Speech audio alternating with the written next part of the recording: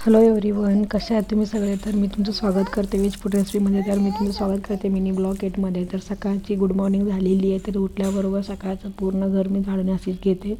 तर हे माझं फ्लॅट 2 BHKचं फ्लॅट आहे. तर हे एवढं झाडून घ्यायला मला 10 ते 15 मिनटं जातात. तर मी सकाळी उठून सर्वात प्रथम सगळीकडे स्वच्छ झाडू मारून घेते. तुम्ही व्हिडिओमध्ये बघू शकताय. तर पूर्ण घराची अशी साफसफाई करावी लागते आणि हे करायला मला मिनिमम 10 ते 15 मिनटं डेलीचं जातात. तर अशा प्रकारे मी पूर्ण घराची झाडू मारून घेतलेली आहे. तुम्ही व्हिडिओमध्ये बघू शकता. पोरं संध्याकाळचे खूप कचरा टाकतात, चॉकलेट खातात आणि जे काही बुक वगैरे असतात ते तुकडे करून घरवर टाकलेले असतात आणि त्यांचे जे काही खेळणे वगैरे असतात ते सगळीकडे टाकलेले असतात. तर तुम्ही बघत असाल व्हिडिओमध्ये सोफा असा विदाऊट कवर दिसत आहे. तर ते त्याच्यामागचं कारण असं आहे की सोफ्याचे कवर खूप घाण झालेले होते. तर मी ते धुवण्यासाठी मग निरम्यामध्ये भिजवले होते आंघोळीच्या आधी. त्यामुळे ते मला सोफा असं रिकामा वाटत आहे. हा आमचा हॉलचा भाग आहे. तर तुम्ही बघू शकता तिथं पण खूप पसारा पोराने टाकलेला आहे. अशा प्रकारे मी सर्व पसारा उचलून खालून सगळं झाडू मारून घेते. अगदी सोफ्याच्या खालून ते पूर्ण सगळ्या घरातून मी असं ते कोना कॉपर सगळं झाडू मारून घेते. तर झाडू मारून घेतल्यानंतर मी सर्वात प्रथम एकदा सकाळचं केर काढून बाहेर ठेवला ना, म्हणजे सकाळी सकाळी आमच्याकडे कचरेवाले भैया येतात तर ते घेऊन जातात. तुम्ही बघू शकता हा माझा गॅलरीमधला बाहेरचा व्ह्यू आहे. तर तुम्ही बघू शकता समोरचं किती छान असं दिसत आहे. गॅलरीमधला सकाळ सकाळी व्ह्यू आहे. तर बघू शकता कोवळं ऊन आहे. खाली आमच्या बॅकच्या साईडला बसस्टॉप झालेलं आहे, नवीन बसस्टॉप आहे. हा रोड आहे, मेन मोठा रोड आहे. तर कंटिन्यू तेवढी गर्दी असते. आमचा खालचा गार्डनचा व्ह्यू आहे. तुम्ही सकाळचे बघू शकता पोरं 2-3 खाली दिसत आहे उन्हामध्ये, कोवळ्या उन्हामध्ये खेळत आहेत. तर हे बघू शकता गार्डनचा व्ह्यू आहे आणि हे मेन रस्ता आहे. तर आंघोळीनंतर त्याचं झाडू मारून घेतलं, केअर करून नंतर मी आंघोळीनंतर चहा पिते. तर तुम्ही बघू शकता हा छोटू मला पण चहा दे म्हणून माझ्या मागं लागलेला आहे. तर ॲक्च्युली ह्या दुधाचा चहा न घेता तर ब्लॅक कॉफी घेते, ब्लॅक चहा आहे तर ते घेते. तो चहा बघून तो मागं सरकला. तर दुधाचा असेल तर तो पिलाच असता, पण दूध नाही आहे, नुसतं ब्लॅक चहा आहे म्हणून तो पित नाही आहे. तरी पण मला म्हणतो आहे एकदा मला दाखव परत एकदा. आणि सकाळ सकाळी काहीतरी पेपर घेऊन त्याचं काहीतरी चालू आहे. तर मी त्याला थांब असं म्हणते. अशा प्रकारे मी सकाळचं आंघोळ झाल्यानंतर ब्लॅक टी घेतलेली आहे. थोडंसं ब्लॅक टी घेऊन कामाला लागलं की तर फ्रेश वाटतं. अशा प्रकारे ब्लॅक टी घेऊन मी थोडं दिवसाची सुरुवात करते. तुम्ही कसे करता कमेंट करून सांगायला विसरू नका. तर थोडंसं ब्लॅक टी घेतलं की रिलॅक्स वाटतं. अशा प्रकारे मी सकाळची ब्लॅक टी घेतलेली आहे. ब्लॅक टीनंतर जे काही रिमेनिंग काम आहेत ते सगळं उरकून घेणार आहे. तुम्ही व्हिडिओमध्ये बघू शकता. वेळी स्किप न करता शेवटपर्यंत बघा. तर माझा डेली रुटीन तुम्हाला मी शेअर करू शकते. तर तो बघा माझं झाल्यानंतर तो म्हणतो मला माझं पण व्हिडिओ काढायचा. तर तो पेजवर तो खुर्चीवर बसून काहीतरी बडबडतो आहे. तर तुम्ही बघा त्याचं पण मी रेकॉर्डिंग केलेलं आहे. आणि आता हे झाल्यानंतर चहा घेतल्यानंतर मी इकडं आता पूजेसाठी आलेले आहे. तर चहा घेतल्यानंतर मी सकाळी सर्वात प्रथम पूजा करून घेते. देवपूजा केल्याशिवाय मनाला असं प्रसन्न वाटत नाही. तर देवपूजा करणं चांगलंच आहे. तर सकाळी सकाळी दूध आलेले त्या देवपूजा करता करता साईडला मी दूध पण घेतलेलं आहे. दुधाची बॅग तर मी सकाळी रोज आमच्या सकाळी अर्धा लिटर गोकुळ दूध येतं. तर गोकुळ दूध पॅकेट घराच्या बाहेर ठेवतात दूधवाले भैयाचं. दूध पाकीट स्वच्छ धुवून मी आता पातेल्यामध्ये टाकलेलं आहे दूध गरम करायला. इकडं गॅसवर मी मिडियम हीटवर दूध गरम करायला ठेवत आहे. आणि इकडं सगळं साईड बाय साईड मी देवपूजा पण करायला घेतलेली आहे. तरी आता गॅसवर कमी स्पीडवर ठेवल्यामुळे दूध चांगलं शिजून उकळून येतं आणि चांगली दाटसर साय पण येते. आता हे बघू शकता मी आधी म्हणल्याप्रमाणे मीडियम हीटवर दूध ठेवलेलं आहे आणि इकडं देवपूजा पण मी उरकून घेत आहे. आणि बाकीची आमची माऊ आज सुट्टी असल्यामुळे ती उठली नाही. सॅटर्डे संडे तिला 2 दिवस ऑफ असतात, त्यामुळे ती निवांत उठते. रोज पण तशी ती उठतच नाही. मी तिला सारखं जबरदस्तीने उठवावं लागतं, तेव्हा ती कुठं उठते आणि आवडते आणि तेव्हा कुठंच स्कूलला जाते. आज तर सुट्टीच आहे त्यामुळे तिला उठवायचा काय प्रश्नच नाही. त्यामुळे जाऊ दे म्हणलं, कधी उठायचं उठू दे. त्यामुळे मी इकडे देवपूजा उरकून घेतलेली आहे. दिवाबत्ती केलेलं, दिवाबत्ती करून चांगलं देवाची पूजा मी सकाळ सकाळी उरकून घेतलेलं आहे. तर तुम्ही बघू शकता देवपूजा चांगली झालेली आहे आणि अगदी मन पण एकदम प्रसन्न होतं सकाळच्या वातावरणामध्ये. तर हे बघू शकता असं देवपूजा मी मांडून झालेली आहे. तर देवपूजानंतर नाश्त्याला काय करावं सुधरत नव्हतं, त्यामुळे आम्ही 4च लोक होतो. तर नाश्त्याला काय करावं तसं तर गावाकडचा थोडंसं जाडसर रवा होता. तुम्ही त्याला काय म्हणता माहीत नाही, तुम्हाला दाखवते मी. लापसी रवासारखा रवा होता. तर त्याचं उपमा करायसाठी मी घेतलेलं आहे. आधी देवपूजा उरकून घेते आणि नंतर ते नाश्त्याची तुम्हाला तयारी दाखवते. तरी बघू शकता देवपूजा झालेली आहे. देवपूजा केल्याशिवाय मला दुसरं काही काम सुधरत नाही. तेव्हा सर्वात प्रथम देवपूजा, आंघोळीनंतर देवपूजा उरकून घेते.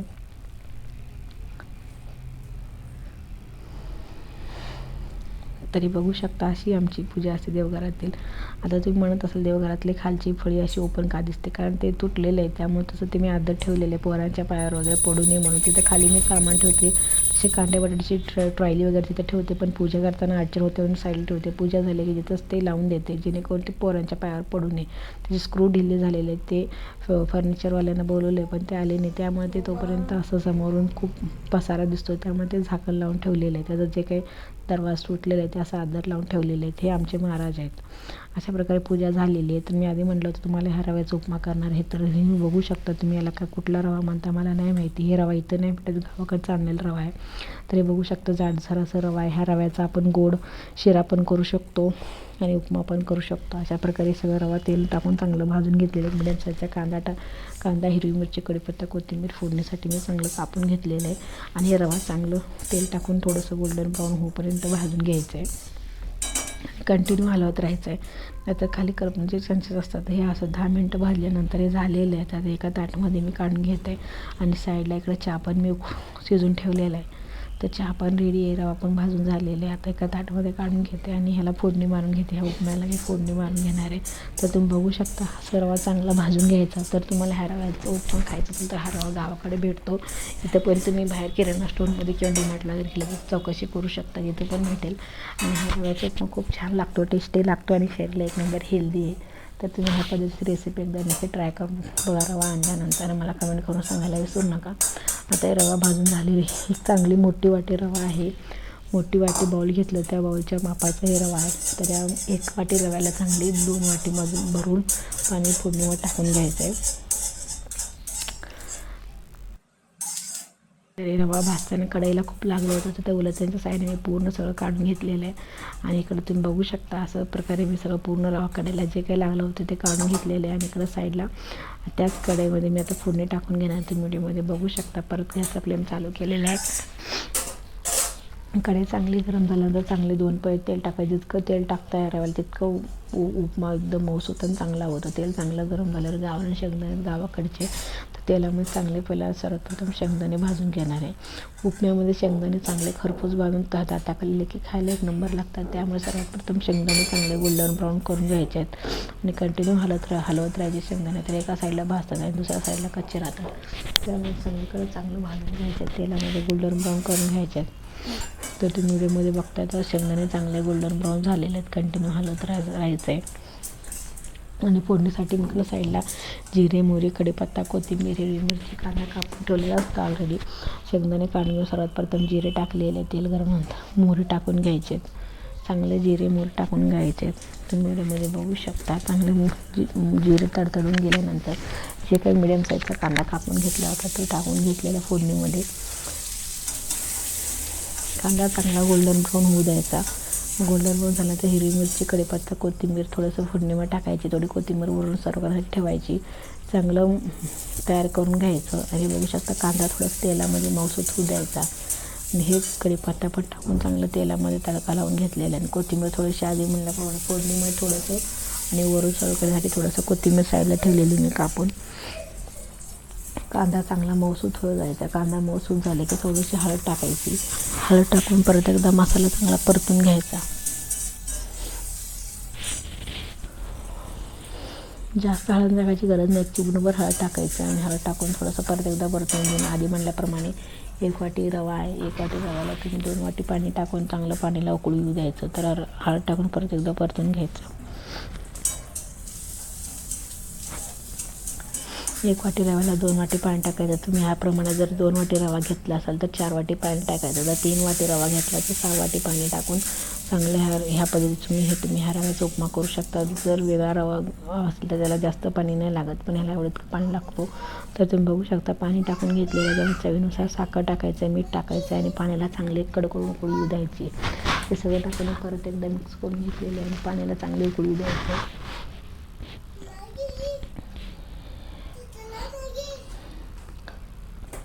आणि एकदा चांगलं बघू शकता पाण्याला चांगली उकळी आलेली. परतून एकदा सर्वत्र एकत्रित करून घ्यायचं आहे.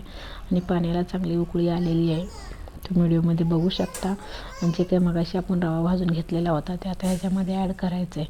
पाणी चांगली उकळी आल्यानंतर सर्वात प्रथम गॅसचा फ्लेम एकदम बारीक करायचा, नाहीतर जो काही रवा आपण ॲड करतो तो अंगावर उडण्याचे चान्सेस असतात. त्यामुळे गॅसचा फ्लेम एकदम लो करूनच हे काम करायचं, नाहीतर रवा अंगावर उडू शकतो आणि हातावर पण उडू शकतो, नाहीतर चटका बसू शकते. त्यामुळे मिडियम फ्लेमवरच करून हे रवा ॲड करायचं आहे आणि कंटिन्यू हलवत राहायचं किंवा रव्याचा उपमा ते गाठी होऊ नये म्हणून हलवण्याच्या साईने कंटिन्यू त्याला मिक्स करायचं आहे. रवा चांगला मोकळा करून घ्यायचा पाण्यामध्ये, तुम्ही व्हिडिओमध्ये बघताय तसं करून घ्यायचं आहे. आणि ह्याच्यावर जे काही रव्यामध्ये पाणी राहिलं आहे ते पूर्ण ड्राय करून घ्यायचं आहे. बघा अजून थोडंसं पाणी आहे, तर तुम्ही पूर्ण ड्राय करून घ्यायचं आणि झाकण लावून ठेवायचं, ऑटोमॅटिक ड्राय होऊन जातं. एक 5 मिनटं मिडियम आचेवर झाकण लावून ठेवायचं, पूर्ण पाणी ड्राय होऊन जातं. तुम्ही व्हिडिओमध्ये बघू शकता मी झाकण लावून नुसतं 5 मिनटंच ठेवलं होतं, पूर्ण पाणी असं पूर्ण ड्राय झालेलं आहे. हे बघू शकता पूर्ण पाणी ड्राय झालेलं आहे. आणि आता हे मगाशी जे काही मी शेंगदाणे तेलामध्ये काढून घेतलेले ते थोडंसं वरून सर्व करून घ्यायचं. आत फोडणीमध्ये टाकले की मऊ पडले असतात, असं वरून टाकले की खादा टाकलेले की चांगले कुरकुरीत राहतात. त्यामुळे असं वरून टाकून घ्यायचे. पोहेमध्ये जे काही नाश्ता आपण जे बनवतो त्याला वरून टाकले की एकदम भारी लागतं. अशा प्रकारे मी शेंगदाणे टाकून चांगलं परत एकदा परतून घेतलेलं, परत झाकण लावून एक 5 मिनटं ठेवायचं. तर हे आपला गरमागरम उपमा रेडी होतो आणि खायला एक नंबर टेस्टी आहे. तर तुम्ही या पद्धतीची एकदा उपमा करून बघा. ते झालेलं आहे, तर मी आता गॅसचा फ्लेम बंद करत आहे आणि झाकण लावून एक 5 मिनटं ह्याला वाफ काढून घेणार आहे. आणि वरून थोडीशी कोथिंबीर टाकून घ्यायची, सर्व करायची, म्हणजे खायला अजून जरा टेस्टी लागते.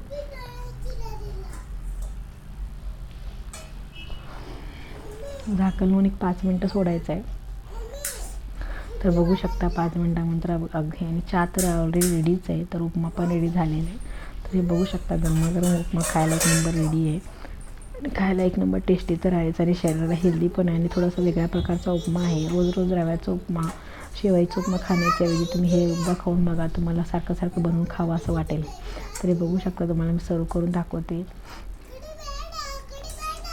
तर ह्या उपम्यासोबत तुम्ही दही असेल तर आवर्जून घेऊ शकता, किंवा दही नसेल तरी काही प्रॉब्लेम नाही, तुम्ही असं जरी खाल्लं तरी एक नंबर गरम गरम छान लागते. हे थंडीच्या दिवसामध्ये असला गरमागरम उपमा खायचं म्हणलं तर भारीच लागते एकदम. हे आमच्या गावाकडे भेटतो, तर इथं भेटतो का नाही तुम्ही एकदा इन्क्वायरी करा. हे बघू शकता हे उपमा घेतलेलं आहे, थोडीशी कोथिंबीर वरून सर्व केलेली आहे आणि मगाशी जे काही थोडं शेंगदाणे भाजलेले वरती ठेवलेले होते ते त्याच्यावरती सर्व करून दाखवते. तर बघू शकता किती भारी लागत आहे. दिसायला तर एवढं भारी झालं, तर खायला तर एक नंबर झालेलं आहे. तर तुम्ही पण या पद्धतीची रेसिपी नक्की ट्राय करा. आणि व्हिडिओ आवडला चॅनलला लाईक, सबस्क्राईब, शेअर करायला विसरू नका. आणि हा माझा मिनी ब्लॉग आहे, तर मिनी ब्लॉगला पण लाईक, सबस्क्राईब, शेअर करा. आणि माझ्या सोशल मीडियावर, इंस्टाग्रामवर, फेसबुकवर मला फॉलो करायला विसरू नका. आणि जास्तीत जास्त लोकांपर्यंत हा व्हिडिओ शेअर करा. तर हे बघू शकता नवीन रेसिपी आहे, तर ह्या रेसिपी तुम्ही नक्की फॉलो करा. आणि मला तुमचा उपमा कसा होतो कमेंट करून सांगायला विसरू नका. बघा छोटू काय म्हणते, मला दिले का खायला एवढं सगळं, तर तो खायला दम नाही काढायचा, त्याला भूक लागली. तो जसं की आंघोळ करून तो त्याला मी चहा पण दिलेला नाही आहे, कारण तो चहा वगैरे पिला की मग असला नाश्ता करत नाही. त्यामुळे मी एकटीनं चहा घेतले, तरी त्याला आता भूक लागलेली आहे. तर मी खाऊ का विचारते, तर मी त्याला म्हणलं खा. तो बघा कसा हाताने खातो आहे, एक हात कसं करून दाखवत आहे. तर तुम्ही ह्याच्यावरनं समजू शकता हा काय खोटं बोलणार नाही आहे, तर खायला एक नंबर झालेलं आहे. आणि त्याला मी प्लेटमध्ये थोडंसं काढून दिलं की मला एवढंसं का दिले, मला पूर्ण भरून दे म्हणतो आहे. तर त्याला मी परत दिलेलं आहे. अशा प्रकारे आमचा सकाळचा नाश्ता झालेला आहे. नाश्ता उरकून घेतल्यानंतर जे घरातली, तर नाश्ता उरकून झाल्यानंतर मी असं घराची साफसफाई करत होते, जसं की फरशी पुसून घेते मॉपच्या साहाय्याने. तर हे मॉपच्या साहाय्याने फरशी पुसून घेते. घर मोठं आहे तर एवढं सगळं बसून पुसणं मला शक्य नाही रोजच्या रोज. तर थंडी असल्यामुळे मला तर हे बसून पुसणं तर अशक्यच आहे. त्यामुळे मॉपच्या साहाय्याने सगळं घर पुसून घेते. कानाकोपरा चांगला स्वच्छ निघतो. आणि हे मैत्रिणी हे मॉप घेऊन कमीत कमी 6 वर्ष कंप्लीट, 7वं वर्ष रनिंग आहे. एकदम भारी मॉप आहे. तर डीमार्टचा आणलेला मॉप आहे, 1,500चा काहीतरी आणला असतं त्यावेळेस. तर क्वालिटी खूप चांगली आहे. तर तुम्ही पण हे मॉप तुम्ही घरी ऑनलाईन ऑर्डर करून तुम्ही मागवू शकता आणि तुमचं थोडंसं रोजचं काम हलकं करू शकता. ह्या मॉपमुळे माझं 90% काम खूप इझिली होतो आणि जास्त त्रास पण नाही होत. हे मी नसलं तरी कोणी पण ह्याला साफ करू शकतं ह्या मॉपच्या साहाय्याने. त्यामुळे ह्याचा एक फायदाच आहे, एक चांगली इन्व्हेस्टमेंट आहे. तर तुम्ही पण असली इन्व्हेस्टमेंट करू शकता. तरी बघू शकता. सर्वात प्रथम थोडंसं या बकेटमध्ये थोडंसं पाणी घ्यायचं, थोडंसं फरशीचं लिक्विड काढायचं आणि मागच्या साईडने थोडंसं लावायचं, बुडवून पुसून घ्यायचं. नंतर एक चांगलं पाणी घ्यायचं आणि बुडवून ह्याला सगळीकडं क्लीन करून घ्यायचं. अशा प्रकारे मी सगळं घर असं क्लीन करून घेते. हे माझं रोजचंच रुटीन आहे. आणि फरशी पुसून घेतल्यानंतर मी थोडेसे जास्तच कपडे होते, सॅटर्डे संडे असल्यामुळे स्कूलचे कपडे, रेग्युलरचे कपडे, थोडेसे बाळाचं उलन वगैरे घेतलं होते मी धुण्यासाठी. तरी खूप सारे कपडे पडले होते. तर एवढे सगळे चांगले कपडे आंघोळीच्या आधी निरम्यात भिजवल्यामुळे ते आंघोळ झालं. नाश्ता पाणी फरशी झाल्यानंतर चांगले कपडे मी धुवून घेतले आणि आता गॅलरीमध्ये वाळवायला टाकत आहे. जेणे की ते आता आज नाही धुतले तरी 2 दिवस चांगले सुकून जातील. सॅटर्डे संडे शक्यतो मी कपडे हाताने धुत नाही, पण प्रॉब्लेम असा झाला की 15 दिवस झाला आमची मशीन खराब झालेली आहे. त्यामुळं मी त्या मशीनला कपडे लावत नाही. आणि मशीन जरी रिपेअर करायचे म्हटलं की तो कंपनीवाले म्हणतात की 10,000 रुपये खर्च आहे. तर तुम्ही विचार करा, 10,000 मी त्याला देण्याच्या अगोदर अजून 10,000 टाकले की नवीन मशीन येते. पण मी म्हणलं जाऊ दे आता, नाही तर नाही. तर त्यामुळे मी आता हाताने धुतलेले. शक्यतो मी कधीच हाताने कपडे धुतलेले नाही खूप दिवसापासून. असंच मी मशीनलाच लावत असते. पण आता काय करणार, मशीन तर असं प्रॉब्लेम झालं आहे, त्यामुळे हातानेच पिळून टाकत आहे. आणि आज नेमकं खूपच कपडे पडले स्कूलचे आणि हे रेग्युलरचे जे काही धुवायचे, अशा प्रकारे खूप कपडे पडले आहेत. पण मी धुवून टाकलेले. धुवायला काही जास्त वेळ नाही लागत, पण वातावरणामुळे आणि बाहेर ऊन पण कडक नसल्यामुळे सुकत नाही, सुकायचाच प्रॉब्लेम येतो, बाकी काही नाही. त्यामुळे अशा प्रकारे मी हे कपडे सगळे धुवून गॅलरीमध्ये टाकलेले आहेत. तर तुम्ही बघू शकता गॅलरीमधनं पण थोडासा व्ह्यू किती छान दिसतो. ही माझी सेकंड गॅलरी. सकाळी तुम्हाला जे की उठल्यावर दाखवलं होती ती फर्स्ट गॅलरी, सेकंड गॅलरी. दोन्ही गॅलरीमधला पण व्ह्यू खूप छान दिसतो. गार्डन व्ह्यू दिसतो, मेन भागचा हा बस स्टॉप, हायवे रोड सगळं दिसतो. तर माझा हा मिनी ब्लॉग आवडला असेल तर चॅनलला लाईक, सबस्क्राईब, शेअर करायला विसरू नका. जास्तीत जास्त लोकांपर्यंत व्हिडिओ शेअर करा. आणि तुम्हाला नवीन प्रकारची उपम्याची रेसिपी आवडली तरी चॅनलला लाईक, सबस्क्राईब, शेअर करा. आणि हा व्हिडिओ जास्तीत जास्त लोकांपर्यंत शेअर करा. जे काही उपमा लवर्स आहेत त्यांना पण हा रेसिपी शेअर करा.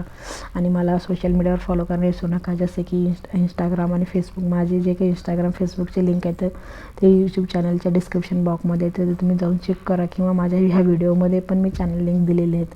ह्या व्हिडिओच्या डिस्क्रिप्शन बॉक्समध्ये पण चॅनल लिंक आहे, तिथे पण तुम्ही जाऊन मला फॉलो करू शकता. मी रोज नवीन माझे डेली रुटीन टाकत असते आणि माझे मिनी ब्लॉग तर डेली येत असतात. तर तुम्ही माझे मिनी ब्लॉग बघण्यासाठी आणि डेली रुटीन चेक करण्यासाठी मला नक्की लाईक, सबस्क्राईब, शेअर करायला विसरू नका. तर हे बघू शकता, अशा प्रकारे मी सगळे कपडे हाताने चांगले धुवून पिळून गॅलरीमध्ये, दोन्ही गॅलरीमध्ये वाळवलेले आहेत. हा माझा डेली रुटीन आहे. चला तर भेटूया नेक्स्ट व्हिडिओमध्ये. तोपर्यंत बाय मित्र.